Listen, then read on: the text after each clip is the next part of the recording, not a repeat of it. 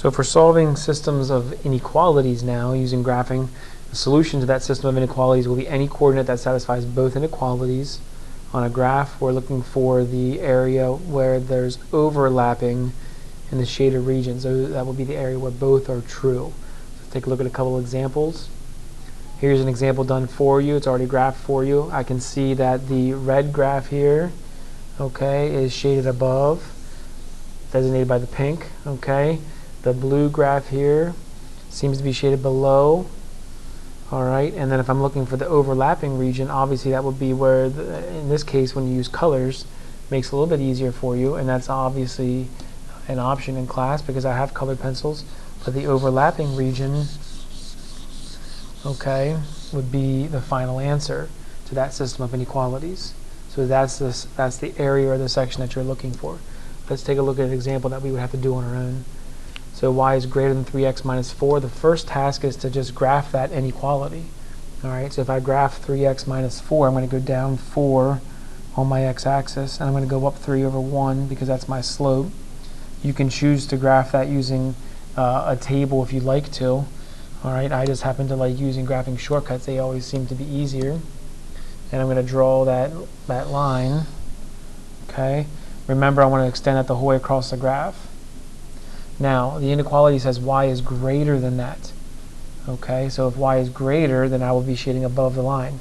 Now here is something where you got to be careful. I don't want you to go crazy on your shading because we're going to be shading another inequality as well. Okay, so if you're using a pen or a pencil, you want to shade lightly, okay, first before we get to the next equation or inequality. Okay. And then, because you don't want that shading to disrupt the second graph that you're trying to make. So the next one here says y is less than or equal to 2/3 x plus 3. So plus 3 is my starting value. So I go up 3. My growth is up 2 over 3. So if I go up 2 over 3 each time, and again, you can do that as many times as you like in both directions. And I want to draw that line. Now that line is going to be solid this time. You got to remember all these little tricks of graphing inequalities: solid, shaded, or solid, dashed, above, below, things like that. They all come into play now. All right, and that says y is less than or equal to. So that would mean I'm shading below this line. Again, don't go crazy with the shading. All right, because we do not want that to disrupt what we're trying to find here ultimately. And then ultimately, we're looking for the region where they're both true. So down here, this region, just red is true. Okay, this region right here, just blue is true. All right, this region right here is neither, which means that this region right here would be both. So any coordinate that's in this region of the graph, and now you can go as crazy as you want. All right, but you somehow need to notate, if you're just using a pencil, you have to be able to express to me what the final solution region is. That's why I don't want you to shade real dark on your first or your second, okay? But then when you find your final region, now you want to shade that one darker than the rest. That way it's clearly evidence that that is the solution region. Let's try another example. 2x minus 5 greater than 10. I'm going to use my graphing shortcuts there. I'm going to use my intercepts there. I'm going to look just at the x, so 2x equals 10, so x is 5. And then I have negative 5y equals 10, so y is negative 2. So I'm using my intercepts. Plot those 2 points. Remember, all you need is 2 points to draw a line. It's going to be a dashed line based on the inequality symbol. Oh, I want it to be blue. Okay, extend it the whole way across the graph. And now I can't use my y greater, y less than trick right now because I don't have y by itself in that inequality. So I'm actually going to have to test a point. I'm going to pick an easy point to test, 0, 0. So I'm going to plug in 0 for x and 0 for y. See what that gives me. I end up getting 0 greater than 10. That's false. Okay, so if 0 is not greater than 10, then I'm going to shade below this line.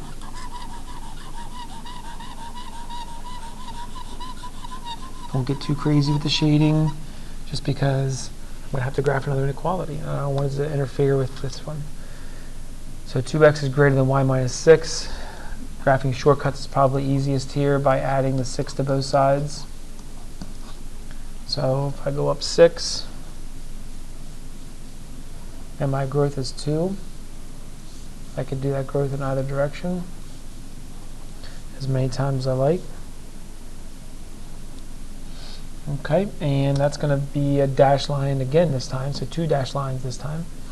Remember that a dashed line means that points on the line are not possible solutions. Okay, now this one here, it appears as though the y, don't be fooled, okay, this is saying y less than, so I'm shading below this line.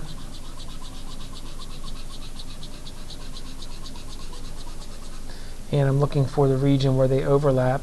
It appears as though this region here is red. It appears that this region here is blue. I would say that this one here is neither, which means that this region down here, okay, would be both.